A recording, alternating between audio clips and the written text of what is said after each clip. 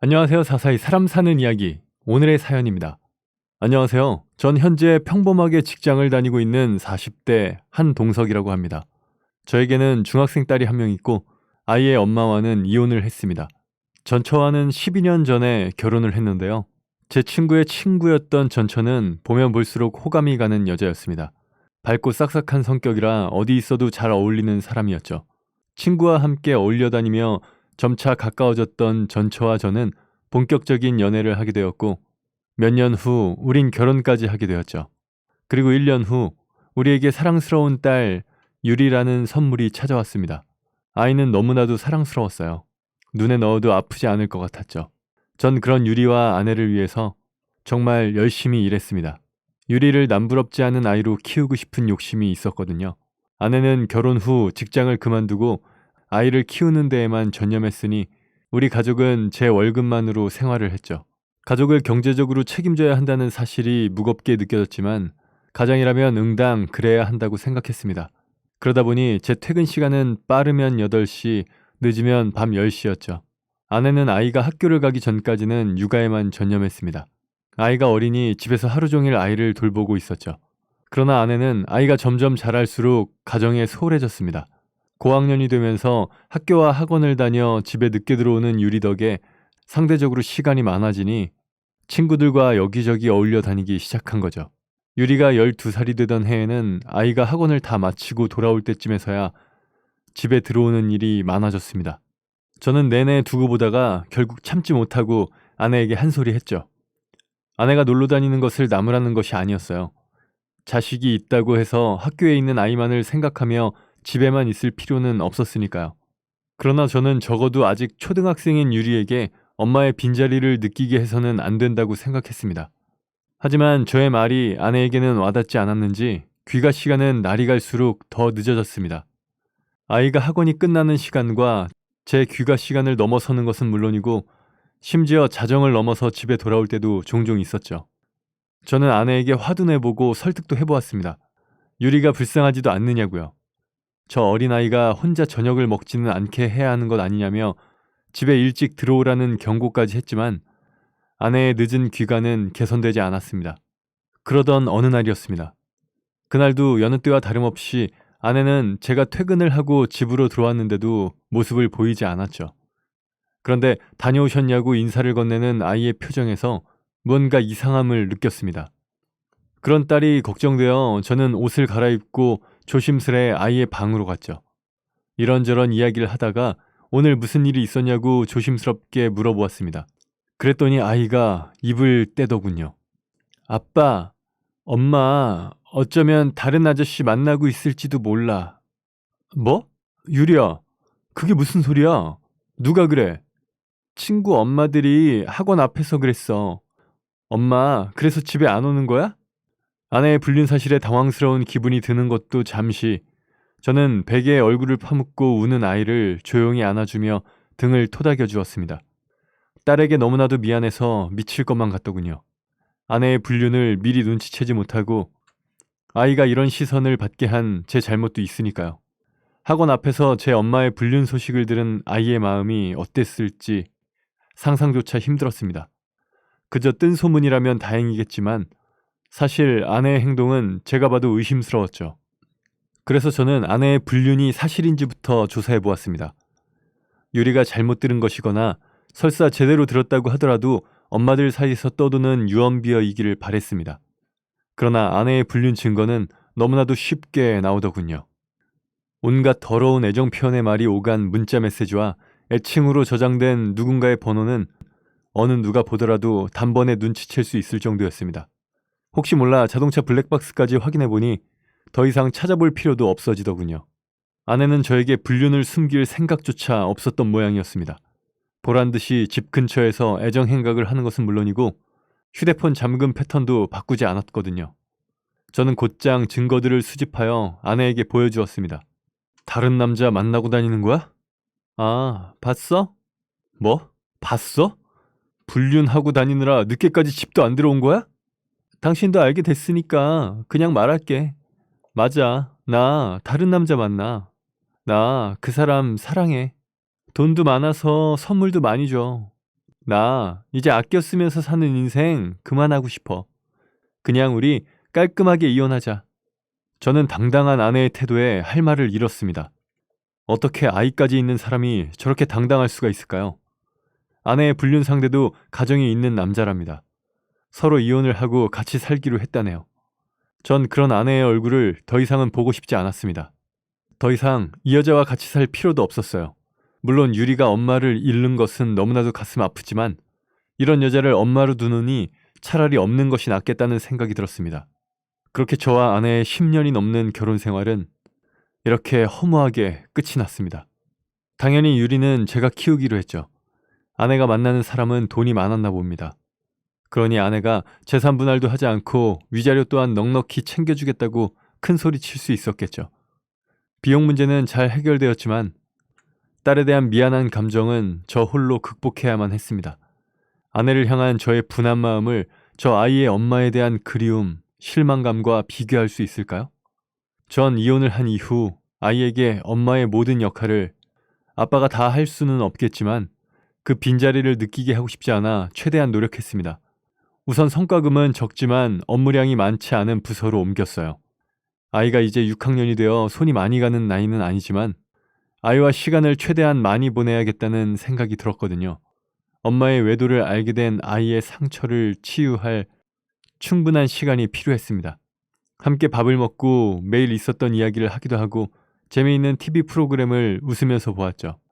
아이들이 좋아할 만한 장소를 찾아 주말에는 함께 여행을 다니기도 하고 유리가 좋아하는 것들을 사주며 마트에서 장을 보기도 했습니다.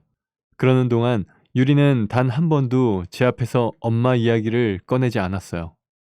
유리와 많은 대화를 하며 언젠가 한 번은 대화를 해야겠다는 막연한 생각이 들기도 했지만 막상 입이 떨어지진 않았죠. 아마 유리도 저와 같은 마음이었을 거예요. 차일피일 미루며 나중에 유리의 상처가 다 아물고 나면 언젠가는 이야기를 해봐야겠다 생각할 뿐이었죠. 그렇게 저와 유리가 서로 노력하고 있던 어느 날이었습니다. 근무 중 동생에게서 전화가 한 통이 왔죠. 동생은 저와 아내가 이혼을 한 후 아이에게 신경을 써주고 있었어요. 제가 채우지 못하는 부분을 동생이 조금씩이나마 채워주고 있었죠. 동생은 제가 전화를 받자마자 유리 이야기를 하더군요. 오빠, 유리 초경하는 것 같은데 알고 있었어? 저는 당황할 수밖에 없었습니다. 그런 부분은 전혀 눈치채지 못하고 있었고 설령 알았더라도 어떻게 해야 하는지 몰랐을 테니까요. 만약 유리에게 엄마가 있었으면 아이의 초경을 축하해주고 챙겨줄 테지만 그 몫을 다 제가 하려 하니 눈앞이 캄캄해지더군요. 당황스러운 마음에 동생에게 이것저것 물어보았죠. 저는 퇴근길에 동생이 알려준 여성용품들과 케이크를 사서 집으로 갔습니다. 아이와 함께 케이크에 촛불을 꽂고 축하 파티를 했지만 어딘가 허전한 빈 공간은 도저히 메워지지 않았어요. 제가 아무리 노력을 해도 엄마의 빈자리를 완벽히 채울 수는 없었습니다. 그러나 우리는 대부분의 시간을 다정한 부녀로 잘 지냈어요. 그렇게 유리는 중학생이 되었죠. 중학생이 된 딸은 학교와 학원으로 더욱더 바빠졌습니다. 그래서 저는 가끔은 친구들도 만나고 술자리에도 짧게나마 참석할 수 있을 정도의 여유가 생겼죠. 그러던 어느 날 고등학교 동창회가 있을 것이라는 연락이 왔습니다. 전 몇 년 동안 동창회를 가지 않았어요. 아내와 이혼을 한 후에는 유리가 걱정되어 참석할 수가 없었거든요. 그래서 올해에는 유리에게 이야기를 한 후 오랜만에 친구들을 만나러 갈 생각이었습니다. 조금 늦을 것 같다는 저의 말에 유리는 씩씩하게 저녁을 혼자 먹을 수 있다며 웃어 보였죠. 그런 아이에게 그럼 친구들과 맛있는 것을 사 먹으라며 용돈을 주었더니 아이는 활짝 웃으며 아빠 고마워 하며 좋아했습니다. 한참 친구가 좋을 나이이긴 하니까요. 그렇게 오랜만에 참석한 동창회에는 반가운 얼굴들이 많았어요. 여러 친구들과 인사를 하고 있던 중 특히나 반가운 얼굴이 보였습니다.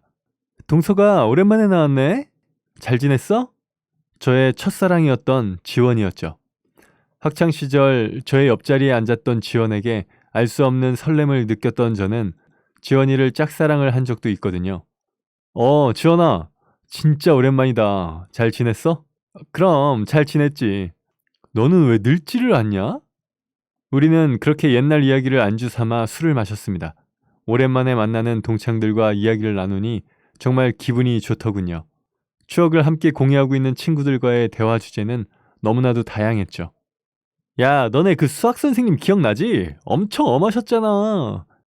알지. 동석이 너 그 선생님한테 한번 제대로 걸려서 엄청 고생했지? 아, 그랬지.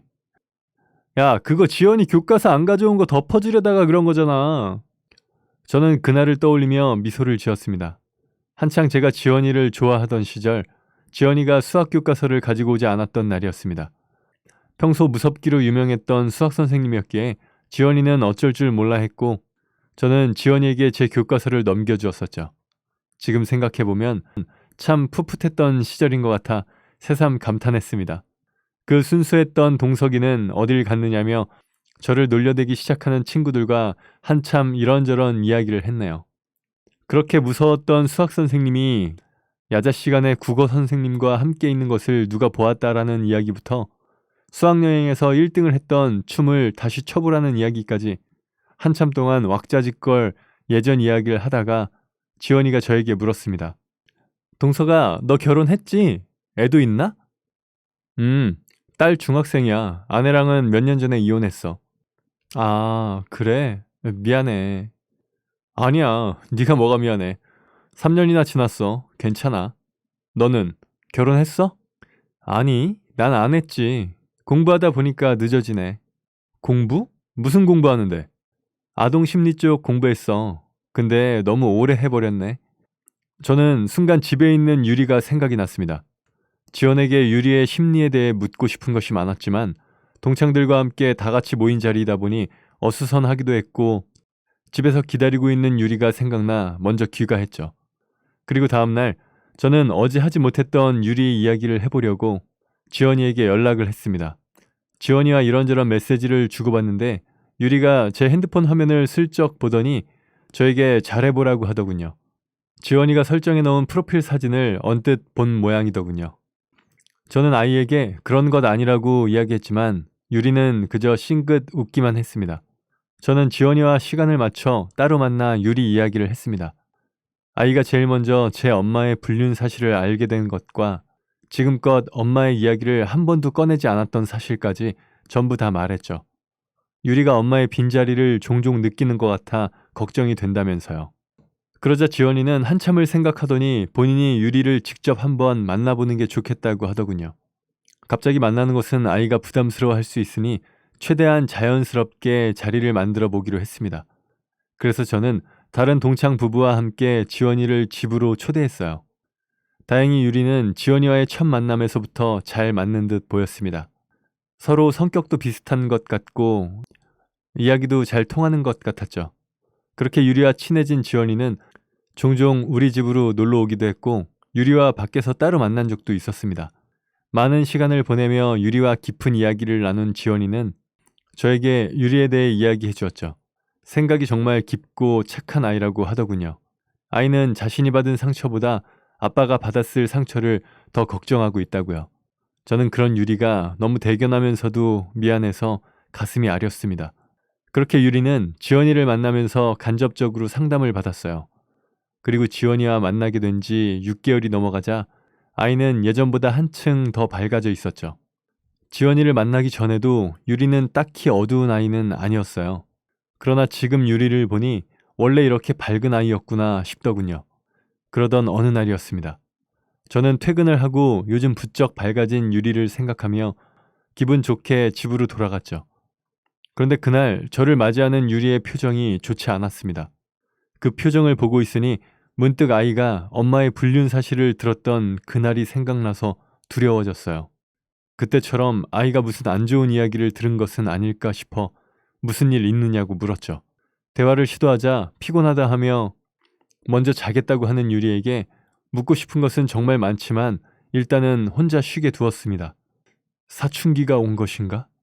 아니면 무슨 일이 있나? 여러 가지 생각에 혼란스러운 그때 지연에게서 전화가 걸려왔습니다. 아까 유리한테 전화가 왔었거든. 너도 알고 있어야 할 것 같아서. 오늘 유리 친엄마가 학교로 찾아왔대. 아마 유리 학교 끝날 때까지 학교 앞에서 기다렸나 봐. 유리가 왜 왔냐고 따졌더니 같이 살던 아저씨랑 헤어졌다고 했대. 이제 엄마도 유리랑 아빠랑 다시 같이 살 거라고 하면서. 뭐? 진짜 끝까지. 유리가 일단 돌아가라고 화냈다고 하는데 유리 지금 많이 혼란스러울 거야. 저는 지원이와 전화를 끊고 곧장 전처에게 전화를 걸었습니다. 그렇게 유리를 버리고 갈 때는 언제고 어떻게 사람이 그렇게 뻔뻔할 수가 있는지 어이가 없었죠. 너 유리 찾아왔다며? 양심이라는 게 있긴 하냐? 애한테 무슨 짓을 한 거야? 나 다시 돌아가려고. 내가 유리 엄마잖아. 정신 나갔어? 너 그 남자랑 평생 살겠다고 가족이고 집이고 다 버리고 나간 지가 3년이야. 그랬지. 근데 그놈이 또 바람을 피우더라고. 역시 바람을 안 피우는 사람은 있어도 한 번만 피우는 사람은 없나 봐. 그래, 없어. 너도 언젠가는 또 피우겠지. 잘 들어. 너가 그놈이랑 헤어지든 뭐든 우리가 알 바 아니야. 다시는 유리한테 접근하지 마. 알아들어? 전 그 여자가 뭐라고 말하기도 전에 전화를 끊어버렸습니다. 전처에 대한 분노를 삭히고 있는데 지원이에게서 메시지가 오더군요. 내일 내가 집으로 갈게. 그 메시지에 조금이나마 마음이 편안해졌습니다. 만약 지원이가 없었으면 유리는 저에게 이야기하지 못하고 또 혼자서 끙끙 앓고 있었겠죠. 유리에게 엄마의 빈자리를 채워주며 의지할 곳을 마련해준 지원이에게 너무나도 고마웠습니다. 다음날 지원이가 우리 집으로 와주었고 유리와 함께 시간을 보내주었죠. 지원이와 함께 있으면서 다시 밝은 표정으로 돌아온 유리를 보며 저는 안심을 했습니다. 함께 식사 준비를 하며 즐거운 시간을 보내던 그때 초인종 소리가 울렸습니다. 자기가 나가보겠다며 토끼처럼 뛰어가던 유리의 표정이 인터폰을 보고 급속도로 어두워지는 것을 확인한 저는 바로 인터폰 화면을 확인했죠.